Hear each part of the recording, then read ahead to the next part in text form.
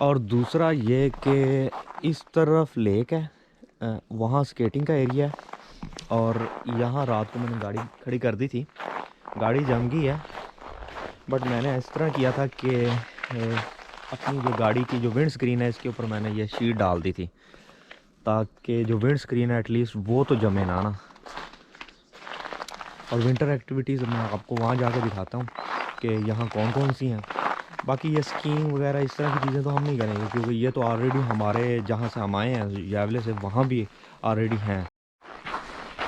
पहले चलते हैं स्केटिंग का एरिया देखते हैं और यहाँ की लेक है वो भी देखते हैं। लेक तो फुल टाइम फ्रीज़ है और स्केटिंग का जो एरिया है मेरा ख्याल है कि वो उसी के ऊपर ही बनाया हुआ है। और इस तरफ ये वाटर पार्क मुझे लग रहा है, जगह बहुत अच्छी है। जो स्तूपा है वो भी बहुत अच्छी जगह पे है, आसपास काफ़ी ज़्यादा कैंपिंग एरियाज़ हैं। तो इधर जाके देखते हैं कि क्या सीन है। ये कैंपिंग एरिया का चेक इन है, यहाँ से कैंपिंग एरिया शुरू हो जाता है। इससे आगे इस तरफ पार्किंग है। स्केटिंग शायद स्केटिंग मेरे ख्याल उस तरफ है, वो ऊपर शूज़ का निशान भी बना हुआ है। और इसी तरफ ही लेक है। बाबा जी ने सुबह सुबह 4x4 रेडी किया हुआ है।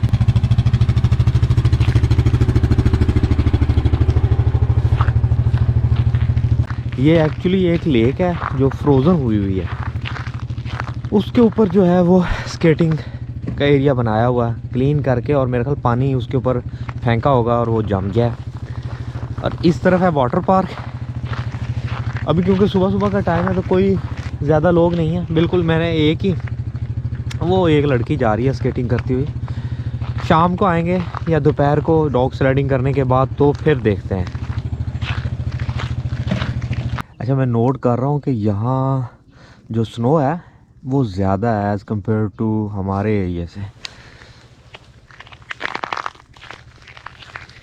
हमारे तो मेल्ट हो गई थी, बारिश हुई और पूरी स्नो मेल्ट हो गई। और इधर देखें फुल टाइम स्नो ही स्नो है।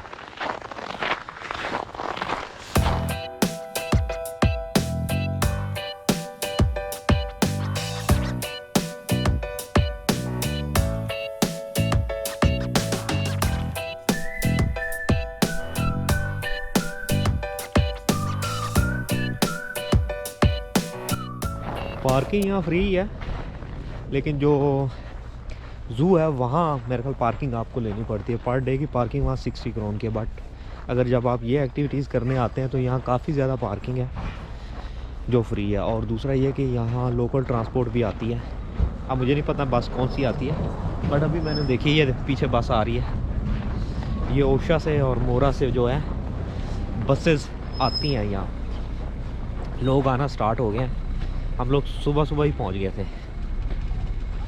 और इस तरफ पीछे की तरफ काफ़ी बड़ा जो है स्कीइंग रिजॉर्ट है इस तरफ। और इस तरफ जो है काफ़ी ज़्यादा रेस्टोरेंट वगैरह हैं, और इसके अलावा बॉलिंग और स्कीइंग और विंटर की काफ़ी ज़्यादा एक्टिविटीज़ हैं, बच्चों की भी काफ़ी ज़्यादा एक्टिविटीज़ हैं। पूरे एरिया का ये मैप है और इस वक्त हम हैं शायद P1 के ऊपर। ये P1 के ऊपर है और कल हमने यहाँ जाना है ज़ू पे, और ये स्कीइंग एरिया है पूरा।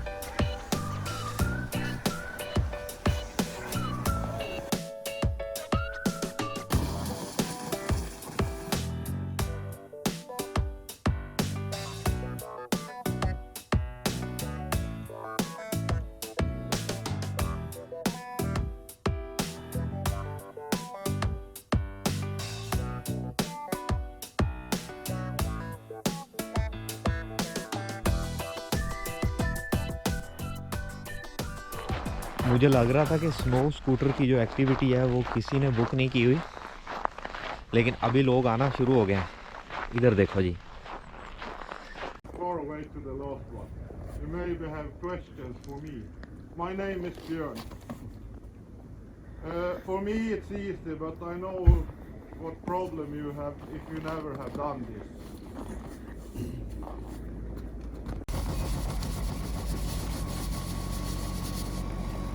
Håll in den gula.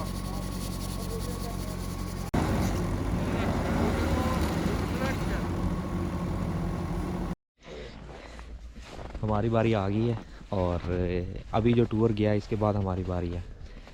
20 minute का ये टूर है और इस तरफ से वो लोग आएंगे वापस, और इस तरफ अगर देखो तो कुछ अभी तक जो डॉग्स हैं वो बैठे हुए हैं। मेरे ख्याल जो बारी बारी वो चेंज करते हैं dog.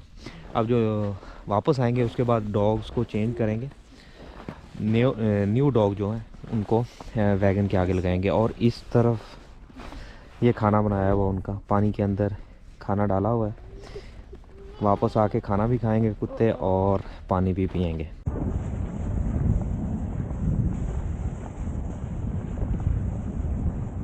Det finns ett, vad heter Husky Tour i Ljusdalen, va? Ja, Sweden Husky Tour. Ja, Han Westman. Ja. Men det är lite dit och det är lite långt. Ja. 1,5 timme. Och det kanske inte har barn. Ja, jag vet inte. Jag känner inte till deras turer. Ja, men jag gillade deras sida på Facebook. Och jag brukar ta deras video. De brukar vad heter det, ladda upp deras webbsida. Ja, precis.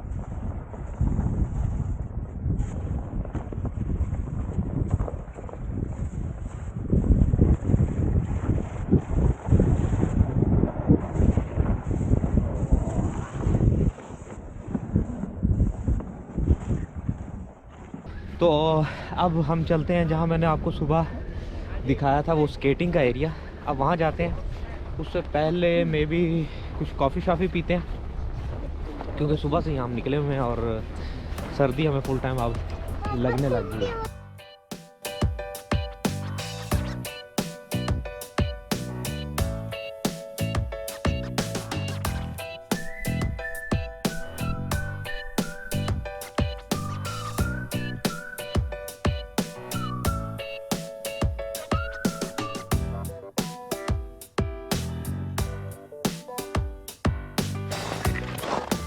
अब वो ice skating वाली जगह पे लोग आना start हो गए। अब काफ़ी रश हो गया है।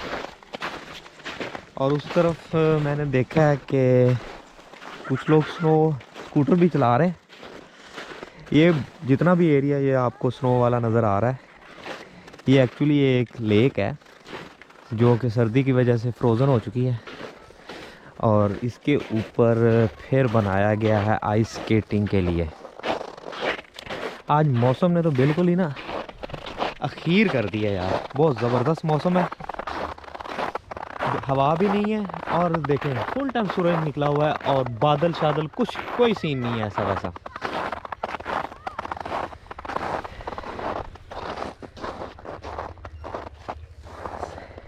सूरज देखें अपने फुल आबोताब के साथ चमक रहा है।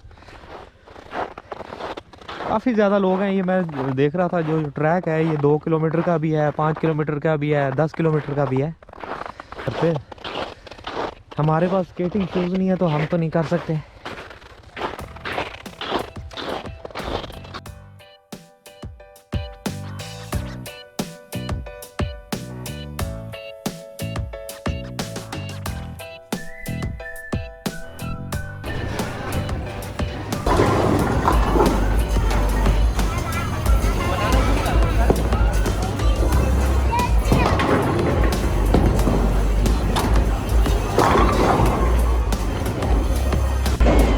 हमारे स्तूगे से तकरीबन कोई 200 मीटर दूर हमने एक बॉलिंग एरिया ढूंढ लिया। तो घर में बोर हो रहे थे तो सोचा क्यों ना जो सा है हम लोग बॉलिंग करने 1 घंटे के लिए जाते हैं। फुल टाइम लोगों से भरा हुआ 8 बजे के लिए हमने बुक किया था। तो बाकी जो जू है वो इंशाल्लाह हम कल जाएंगे देखने के लिए। तो दुआओं में याद रखिएगा। होपफुली आपको वीडियो अच्छी लगी होगी। अल्लाह हाफिज़।